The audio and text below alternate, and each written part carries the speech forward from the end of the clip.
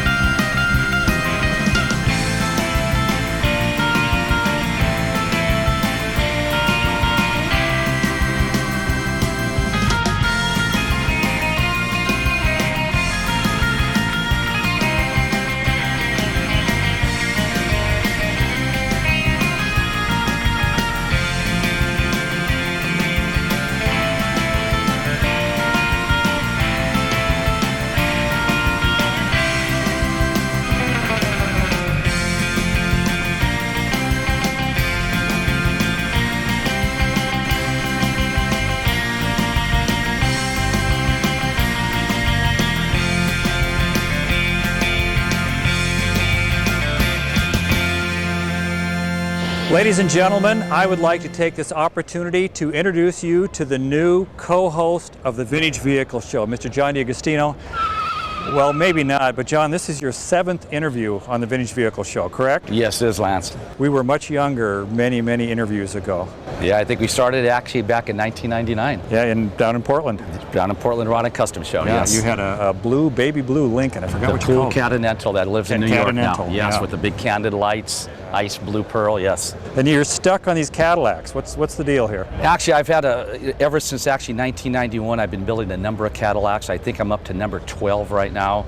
And I saved this Elvis car for probably the last of a trilogy that I actually did. Actually, back in '98, I built the Maryland car, the '53 Cadillac Eldorado. That actually just wowed the public. It went to Pebble Beach and sold, lives in Sydney, Australia. Then a few years after that, actually 2 years ago, I came back with a Packard, the 41 Packard called Gable. There's another historical car, and I saved the best for last. So right here is my Elvis tribute car.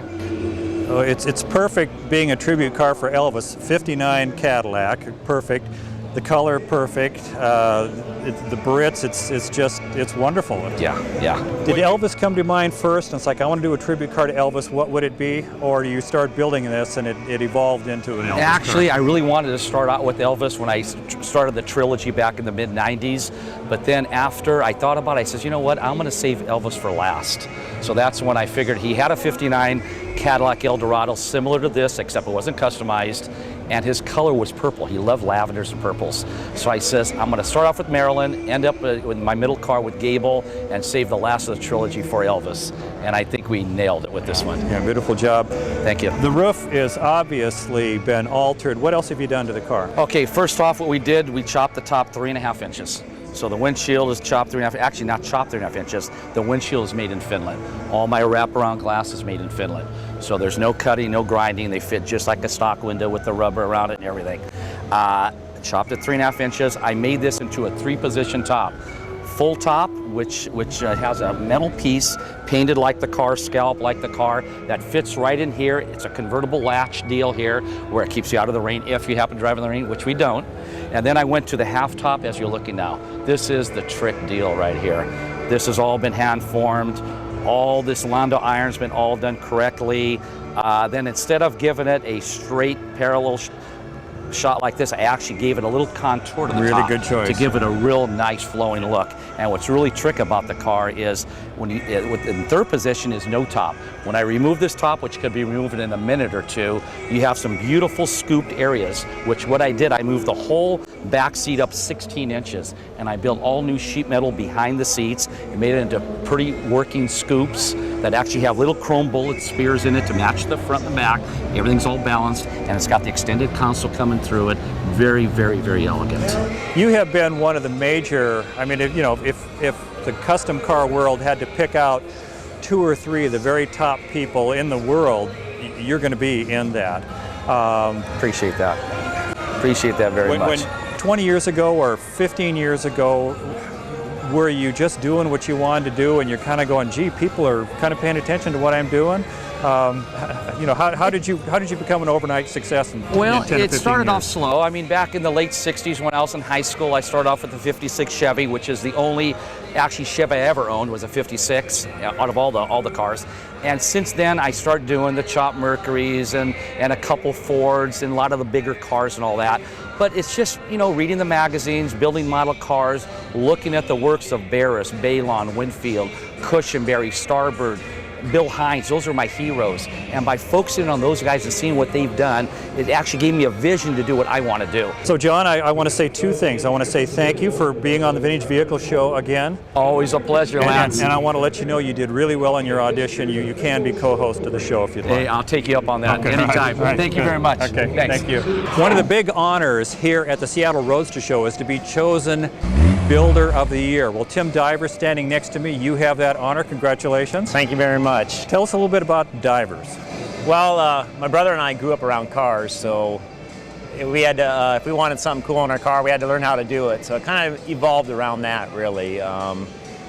We learned how to do certain things to customize cars, and then eventually rolled into working on other people's cars and doing the same thing for their cars and needs. So it's kind of one of those things that we kind of learn as we went. So as you're coming up through the ranks and learning how to do all this, in the back of your mind as a wee tot, are you thinking, I want a 48 Buick convertible? I mean, at what point was the spark lit for that? Well, these creations are made for customers, so they're actually the customer's ideas and our ideas mixed together. So the 48 Roadmaster was somebody I've known for 20 years, and when we took this project on, he wanted a road car, and he'd had the car for a while, so it kind of developed into what it is today, basically. And the running gear on this? The running gear is a 502 Ramjet, 502 horsepower with a 4L80E transmission and a 9-inch Ford in the back. When somebody comes into your shop and wants a specific car built, are there ever times where you say, I can't do that for you, or that's just a crazy idea, or do you just kind of, well, okay, we'll give it a shot? I think working with the customer, and since I've been doing it as long as we have been doing it, there's not a wrong way to do these cars. I mean, you look around here and there's just beautiful cars. It's just humbling to be around, a lot of different talent. So I don't think there's a wrong way to do it. I think that what we do is with our customers is we'll not educate them, but work with them on a project and say, okay, you know what, if that's a great idea, but if we did this or this, maybe that'd be cool too, because it's still got to be a reflection of them with us kind of involved in it. So like the portholes on 48 Roadmaster, portholes, they didn't come out until 49, I find out. So we didn't want to use portholes off of different cars, so the owner goes, well, gosh, it'd be cool to have portholes on it. So then my brother went about doing some drawings, and then the owner decided what kind of shape he liked, and then we went about building the porthole. So it wouldn't have had portholes unless the customer would have gave us that idea, and then he kind of let us run with the ball. So that's great. When you're building a car at Divers, and I know that kind of a project can take a really long time, does the crew there or you, is it like you're raising a child and at some point you've got to send it out the door? Yeah, we keep what we call 3 cars in rotation. One's starting, one's in the middle, and one's finishing. But we always think that they have to be done in a timely fashion so they don't get too old, or the ideas, and you don't keep kind of circling your tail. So you know, this one, particular one, I was talking to the customer, and the crew and I, we were talking about this and that, what we're going to do to it, and I'm going, hey, let's do this with the luggage in the back, and let's, you know, do this and this, and pretty soon I realize I'm talking to the owner of the car, and I go, well, you know, it's your car. You tell me, oh, it sounds good. I go, well, the car kind of takes a life of its own. It kind of tells you what it wants next from one part to the next, or one change to the next. So then he goes, I guess the car's talking to you now. And I said, well, indirectly. And he goes, well, what'd she have to say today? You know, so then it turned into that kind of atmosphere of, you know, or has she told you your name yet? And that was a whole nother story. Yeah, so well, they do kind of do that. And then, gosh, we're working on the other ones. Eventually we have to see them leave, and the next one comes in line. And Well, I understand, and they do talk to you. You know, they greet you in the morning, and they're old friends. Yeah. So thank you for being a new friend on the Vintage Thank you. Vehicle Show. This is a beautiful car, and good luck on the next one.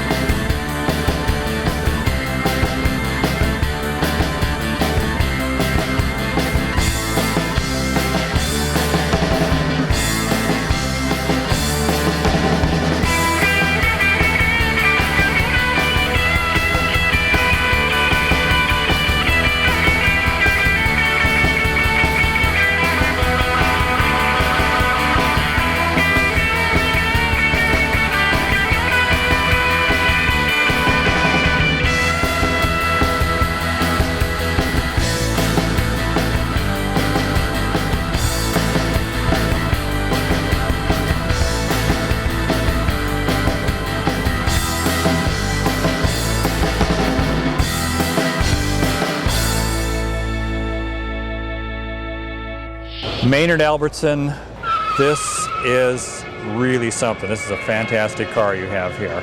Thank you, Lance. So I'm walking around the show. I'm trying to find cars that are obviously ones that I like and that the viewers are like, this really stands out. This is an amazing car. Well, thank you very much. Tell us a little bit about the whole conception of it. When the time you were sitting down having a cup of coffee till this was done, what happened? Yeah, well, it started off with a phone call from a 6-time world's record holder in offshore racing. Called and said, I have an idea, and would you build this car for me? So we incorporated about 5 Formula One technologies in this car, starting with it has a complete aluminum chassis under it that weighs 160 pounds. It's all C5. The brakes are all convoluted Formula One. The car shifts by paddle shifting, a Formula One technology. Also, the air ride suspension is controlled by supersonic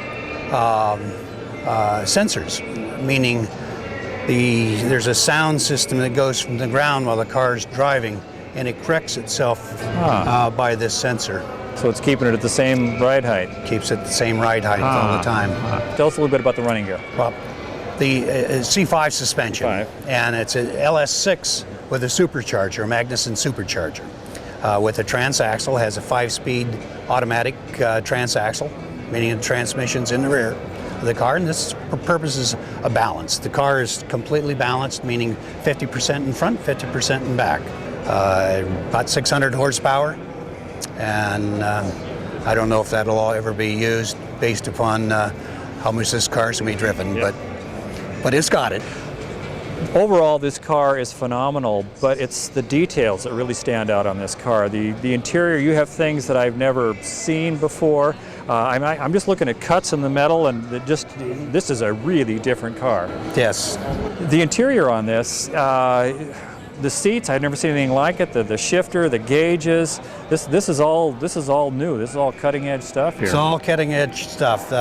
Probably the only thing that's original Ford that we actually was made in 1937 left in the car are the headlight lenses. Although the headlight bezels are all handmade, the gauges are all handmade. There are over 200 different handmade parts for the car. I come from a world of robotics, so all of the hood, the trunk, and the balance for the top to go back into is all automatic. And it's all controlled by that console center in pod there. And it has 11 buttons that control all of those functions. So there's very little you need to do just to either steer it and drive. The seats, they're very unusual. They're just sort of floating there all by themselves. They do. These chairs I designed, there's a builder of a lounge chair called Ames, and that very classic furniture. And I took the original design because of the lumbar support. And in racing and performance cars, lumbar is an important area to be supported. Maybe, I can't narrow it down this much, but there's so many things that are pretty about this car, but the gauges are so cool. Yeah, the gauges are. The gauges are all handmade. They're a one-off.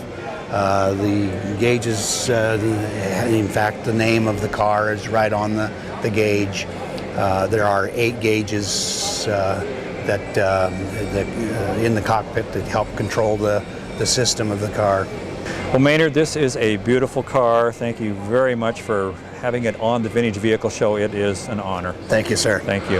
Longtime viewers of the Vintage Vehicle Show have heard me say many times that longtime viewers of the Vintage Vehicle Show know that I love orphan cars. I love Packards, Hudsons, Studebakers, all those old cars.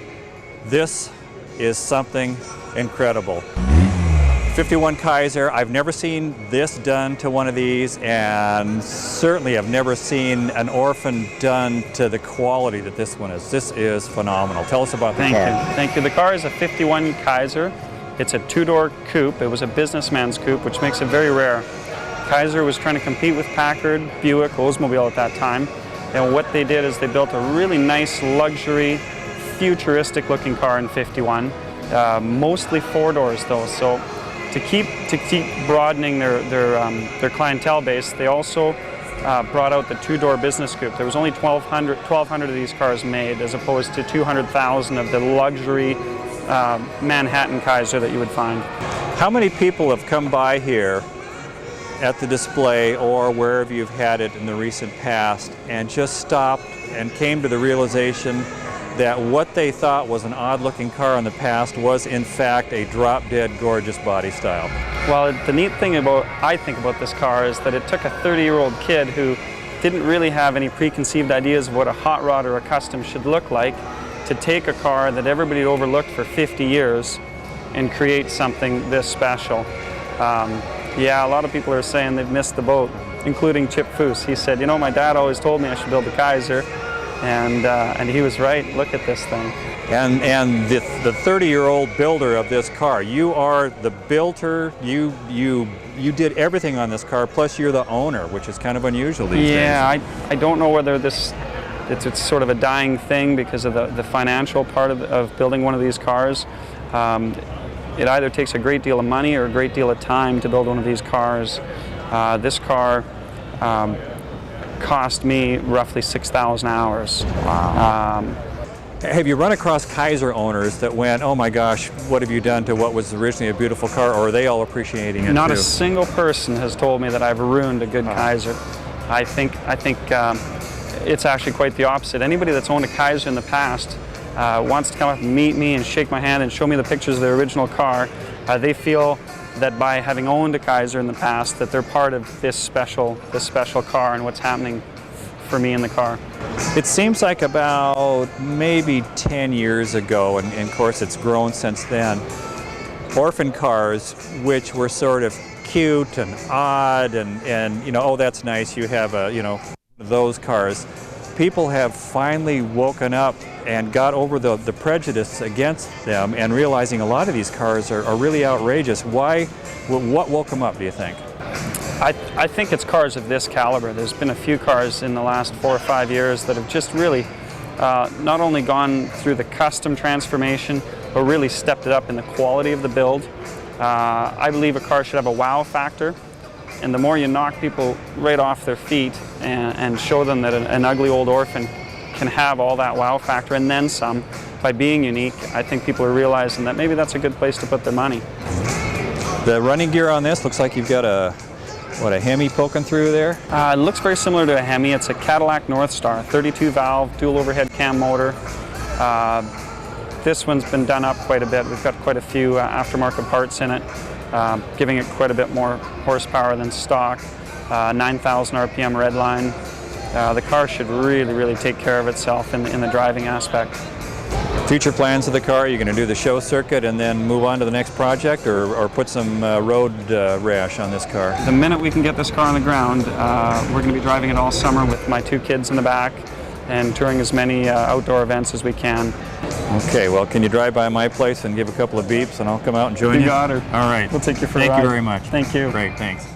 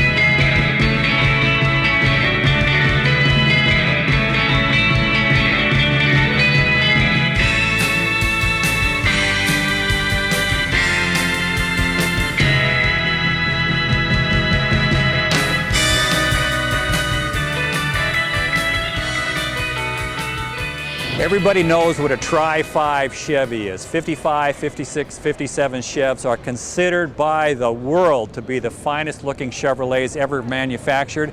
Jimmie Smith, what a beautiful example of a 55 Chevrolet you have here. Thank you. Tell us a little bit about it. The car came out of Redmond, Oregon, and we bought it in 2002. And it was in a shop in Wilsonville, Oregon, built by Creative Images. Mike Cochran and his crew. Took them about 2.5 years. And what do you want to know about it? Well, it's a little bit of a different, more than a little bit. I have not seen this color combination in the past. And it's one, if somebody laid the two colors out in front of me, I might go, I don't think so, but it works beautifully on this car. It looks great. It did. We stole it out of magazines. You know, we looked through magazines and found colors that we liked and put it together that way. Driving a 55 Chevrolet, is this something ever since you were 12 you wanted a 55 Chev, or was it later in life you decided this was the car that you had to have? No, I had two cars that I wanted when I started this project. One was a 57 Ford Ranchero. Good choice. One was this 55 Chevy, and I found the Chevy first. 55 Chevrolets were built with a really nice V8 motor the first year of the 265. What's under that hood? Well, the good news is it's still got a V8. It's a LS6 Corvette motor, bought from Street and Performance with show package. It's got John Lingenfelder intake runners on it. So it's pretty much a crate motor from Street and Performance. So this is all the good stuff in this. Yeah. How about transmission and rear end? Transmission's 4L60, and the rear end's a Ford 9-inch. And the interior, really nice job. Who did that for you? That was done by a guy in Salem, Creative Design. His name's Quentin. He does not a lot of cars. He's got an upholstery shop, but he doesn't do a lot of custom cars, but he does 3 or 4 a year, and he just takes his time and tries to do a good job. Well, Jimmie Smith, this is an incredible example of a 55 Chevrolet, and thank you for being on the Vintage Vehicle You Show. betcha. About 15 years ago, I was at a car show, and I noticed a Mercury that was so beautiful. Well, Chuck and Joyce Togstad were the builders and owners of that car, and since then, they have owned a whole bunch of really nice Mercurys. Thank you. To begin with, what is it with Mercurys? Why Mercs? Well, I had them when I was a young fella, and I just like them. And, and once you do one, then you start understanding them better, and just. It's an addiction. Yeah. She says it's an addiction. Yeah. So, when you were in high school, were you looking at these, or how far back did you go? I couldn't. Yes, I liked them, but I couldn't afford them, and that, and so it was just a childhood dream, I guess, to have these cars. 54, 5, and 6 Mercurys always struck me as a Ford that went to George Barris and came out looking really cool. Yeah, see, they were chopped like these cars. They call them a custom chop because they're 2.5 inch lower than some of the other models. So they came out of the factory. They come factory chop. Yeah. And you have a glass roof on this. So. Yeah. This is a Sun Valley. How many of the Sun Valleys did they make? They're pretty rare. Out of production of about 400,000, they only made 1,780 Sun Valleys like this. Was there anything peculiar to a 55 Mercury that when you were building this compared to all the other Mercs that you've done, was there, when you've done one, you've done a bunch of them, or was there something peculiar to this one or to 55 specifically? No, 55 and 56 are basically the same. There's just different trim on them. Can I brag on him a little bit? Go ahead and brag. He does the painting, he does the body work, he does it all. Well, I don't do all the mechanical. I've had some real good help on that. And I've had some real good teachers too, I got to brag on him because he does a really good job. I've never owned one of these with a glass top. I've heard that in the summertime it gets a little toasty in there. Is that a wives' tale or is that a... What it was, if I could tell you a quick little story, like these Sun Valleys, when most people talk about a Sun Valley, they're talking about a 54 Sun Valley. They made 5,000 or 6,000, maybe even 7,000 54 Mercury Sun Valleys. And they said by the early part of 55, the used car lots were full of 54 Mercurys because there were Sun Valleys because they were too hot inside. But then in the later part of 54 and all in 55, they got smarter and they put a zippered liner in here, a white liner. So that took care of a lot of the problems. Although a lot of people say it was kind of a bum rap, it really wasn't. They're tinted roofs, so they really weren't as hot as everybody said they were, but it was probably just, you know, they felt that it was an illusion. warm. Yeah, they are warm. They are but, warm. but they- When you're trying to find a new glass top for these, is somebody out there making them? Yeah, there's a guy up in Canada now that makes them, and yeah, that used to be a real problem, but there is a guy that makes them. 55, 6, and 7 Chevrolets get so much press. 55 and 6 and 7s, but mainly 55 and 56 Mercurys are every bit as appealing as the Chevrolets. Why do you think that the Chevs get so much attention and the Mercs, they don't get passed over, but they... Yeah, I know what you mean. Yeah, I don't know. They're not worth as much either, you know. I don't know. They're sure a lot easier to build the Chevys than these, because you can't buy much reproduction stuff for these at all. And I don't know why it is. You know, there isn't as many of them either. They're harder to find. So. Yeah. Well, you mentioned that they aren't worth as much, and No. I understand that, and you know, I could come up with. I think this is being generous, but I do like the car. I could come up with $6,000 or $7,000 for Could this you? car. What do you think? Well. Well, I don't know. All right, we'll give it some We'll thought. have to think about that. Okay, and thank you very much You for bet, being on the Lance. Vintage You bet. Vehicle Thanks Show. for asking All us. right, thank you.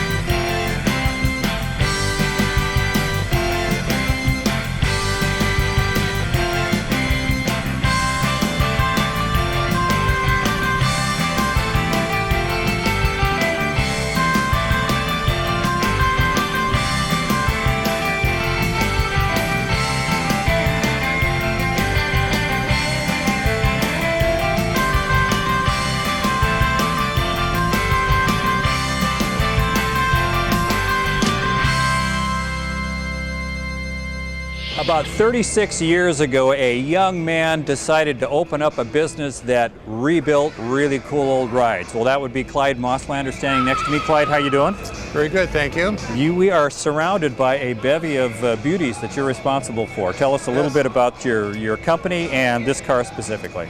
Well, the company, as you mentioned, we started in 1970, so it's been 36 years, and we've been slowly progressing, building custom motorcycles, and then worked into cars, and just have continued along those lines. And we do classic restorations, hot rods, and as of course you can see here, we've got a muscle car.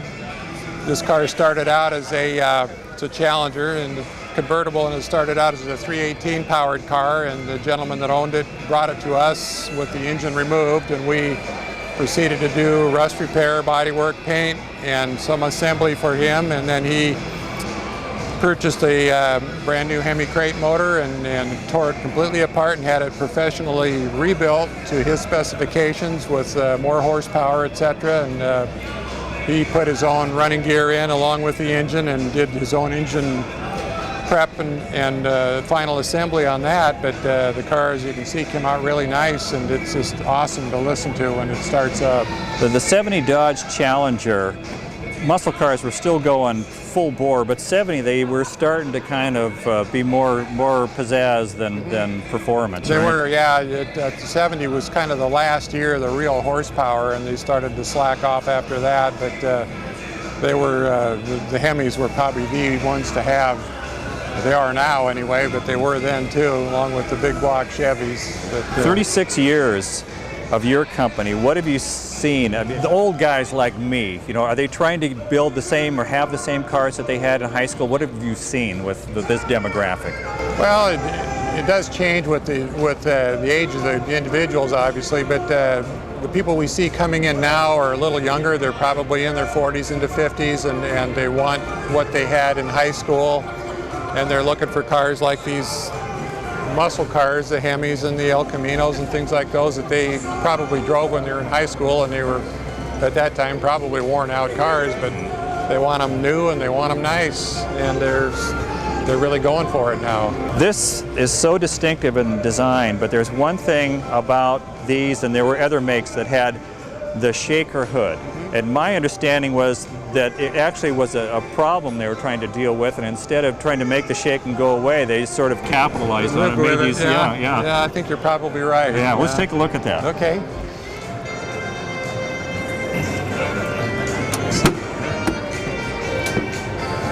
So the situation we have here is they built this, the motor shakes a little bit, and rather than try and get that shake to go away, they just seal this onto the hood, and it became a real prestige kind of thing. It did, and then obviously the fresh air to the carburetors go through the scoops here and right down into the filters and into the carburetors. It was a quick way to get some cold air into the engine. Have you ever had somebody that didn't have a shaker system and they wanted it to be on there? Exactly, and as you know, this would have been one of those cars because it was a regular convertible with a 318 V8 as it started life.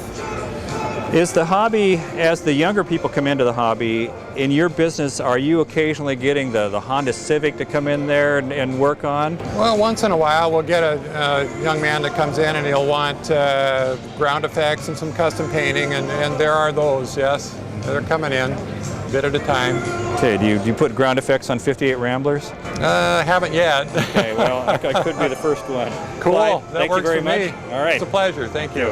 I have been a hot rodder for a long time, ever since I was a little kid. And one of the things that I noticed, being a young, healthy male growing up into a mature male, there are women in the hobby, and some of these women are absolutely gorgeous. Well, we are so fortunate today to have AQUANETTA, the most beautiful woman in the entire history of hot rodding. AQUANETTA, it's a thrill to have you on the show today.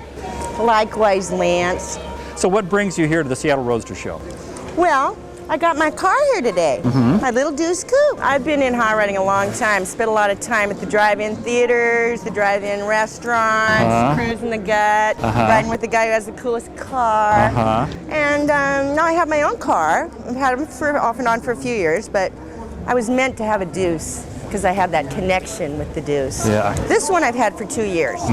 I would think that a woman as beautiful as you, with a car as beautiful as this, is totally irresistible. What happens when you drive into a car show? Do men just literally fall on the ground around you? Yeah, there's usually like a salivating wolf pack following me around. A salivating wolf pack, that's a nice visual. Except for I don't see him here today. Must have we're scared him holding them back. off. We had to have security hold them back today. Your handsome manliness scared him off, Lance. Well, thank you.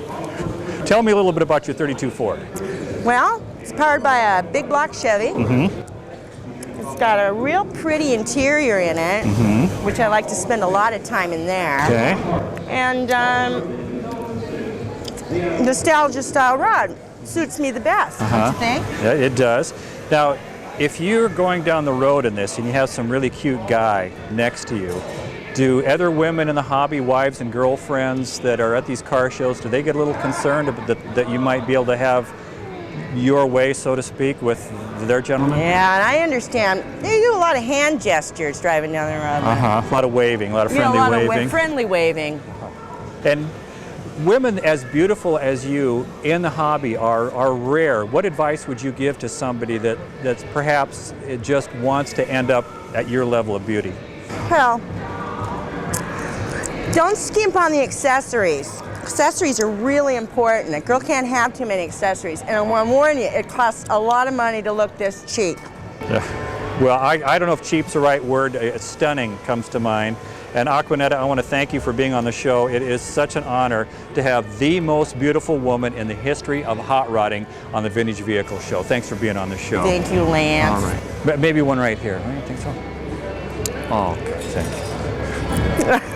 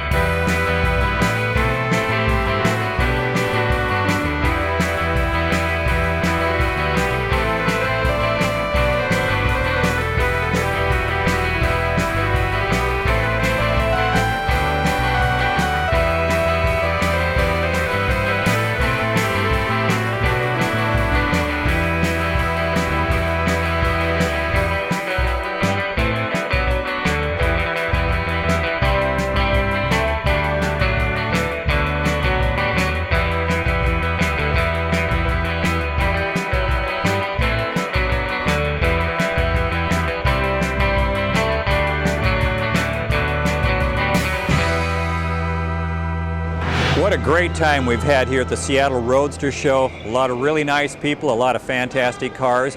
We'd like to say thank you to Jason and Nicole Wilson for inviting us to shoot the event. And hey, if you liked this, then tune into the show next time. We'll have some more great cars and meet some great people. Until then, we'll see you. Bye-bye.